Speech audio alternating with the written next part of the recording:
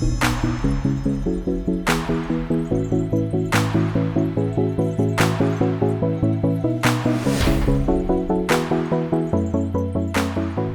I'm Jay Richards. We are here at the COSM 2021 conference, and I'm joined by Matt McIlwain, who is with Madrona here in the Seattle area. Matt, good to see you. Sure, I've really enjoyed it. Yeah, so you just got finished moderating a panel. It was with Jim Tour, Steve Meyer, and our longtime friend, Matt Schultz. And it had a very provocative title, Innovations in Biotech, Killing Disease and Living Longer, which of course takes on a certain kind of flavor here at the end of the COVID-19 pandemic. Tell us about the panel. Well, we are hopeful that we're reaching the end of this major push in COVID-19, but one of the upsides of that is we've all become more sophisticated in our understanding of life sciences. Yep. And of course, my own experience in this is that you don't know what you don't know yet. There's a lot more to learn.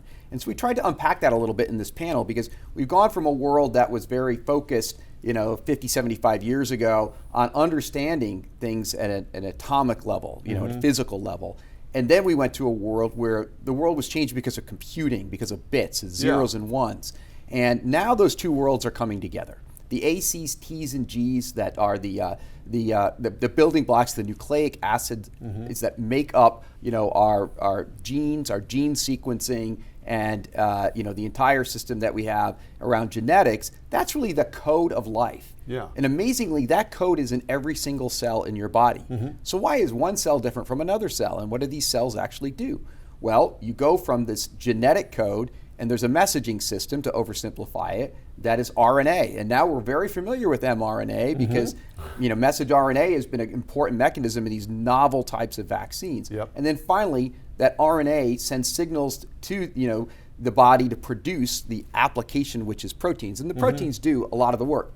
And so we had in this panel, Jim talked a lot about these notions of micro machines. Right, Jim Tour. Jim Tour, yeah. That's correct. And laid out for us, the possibilities of being able to have a kind of chemical mechanical mechanism that can, when directed appropriately, can actually go and just kill a cell or instigate the set of chemical reactions that are going to lead to that cell's death. And you can imagine, for instance, that being applied from a cancer context. It could certainly be applied. He brought up a whole other topic, which is this area of antibiotic-resistant bacteria and new approaches to being able to overcome antibiotic-resistant bacteria. So you're on the investor side of this. I mean, what's the scene look like? I mean, I try to follow this. Of course, we've all been locked down for 2 years. But I mean, what's your impression about where things are going here in the next 10 years? Well, that question about the investor perspective is very interesting to us. Madrona has been basically on the bits side of this equation. Right. Investing for over 25 years in computational and applied machine learning types of companies. What we were finding starting about 5-6 years ago is that these two worlds were coming together, and we're not alone. There are a large number of people that come more from the computational side that are getting very interested in the life sciences side. And what the reason for that is because you can now take some biological insight and you can apply computation and machine learning to it, and you can narrow the universe of potential ways to solve a problem. The problem of actually getting some kind of a treatment, to do what it's trying to do. Let's take COVID, for example. Right? Within weeks of understanding what the DNA sequence was of COVID, we had two companies that could come up with a messaging system to go tell our body to effectively produce the antibodies that would protect it should you actually have COVID trying to enter your body. And that was just amazing. What took actually months was the clinical trial process. And of course, with this novel approach, we needed a clinical trial cycle. But what's happening there is the agility and the ability to rapidly iterate in terms of finding something that might be a cure, whether it's for a virus in the case of COVID or a cancer in the case of prostate or breast or kidney cancer. We're seeing some great breakthroughs in those areas. Well, and so of course we're all accustomed to thinking of pharmaceuticals and pharmacology as it's a chemistry thing. It's for chemists, and of course Jim Tour is a chemist that's doing nanotechnology. Matt Schultz, who is also on the panel, he I think represents what you're talking about, the move from the world of bits back into the world of molecules. I mean, he's computer science guy at UW, and then starts these biotech companies. I Well, mean, that's new, right? It is relatively new, and Matt Schultz is a great example from the University of Washington, and he's doing some really amazing work, and he shared that on the panel. What's interesting is I've spent a bunch of time at the University of Washington, including with people like David Baker and his lab, which is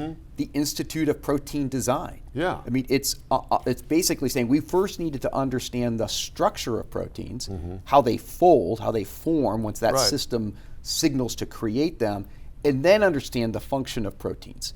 And if we can do that, understand structure and function, then we might be able to manipulate the whole system, because it is a system, to actually have those proteins go do a job or block something from happening or create something that you want to have happen, like prevent a virus from spreading in your body. Yes. So really interesting things going on in these spaces. The other thing that's really quite funny is I've spent time there talking to people and said, boy, are you spending any time with the folks over at the computer science school? Yeah. And these postdocs say, no, I'm actually in the computer science school. I'm over here and we're doing stuff at that intersection. So that's, I think, the big point.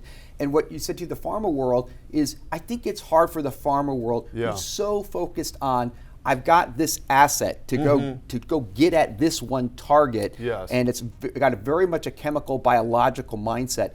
I think they're going to be careful not to have their minds too limited to what is now possible because of the intersection of the two worlds. I mean, that's what's exciting. Unfortunately, that's the dilemma of 20th century science, is that you get these silos, and a lot of the most interesting work is actually happening at the bridge of those silos. Well, and that was why it was such a pleasure to have Jim and Matt, and of course Steve Meyer as well from Discovery on this panel, because they're open and they're seeing around the corner to those intersections and what might be possible. And I think that we're going to be just blown away in the next couple of decades as to the types of curative approaches that get through the big pipeline. I mean, one other thing I'll add here is we need further innovation. We opened up the aperture here to cause and find a cure, and a major prevention for COVID.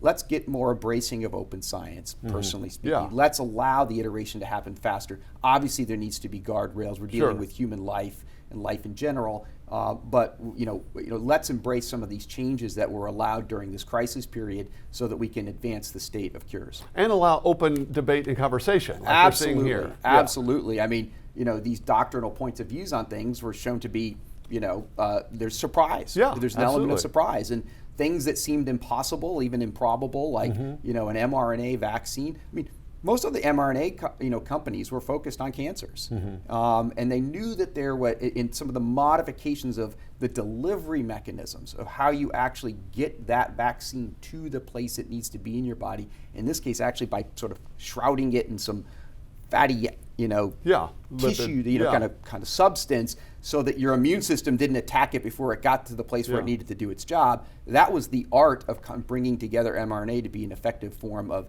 vaccine treatment to prevent viruses. Matt, good to see you. Thanks for joining me. Thank you very much. And thank you for joining me. I'm Jay Richards, and we're here at the COSM 2021.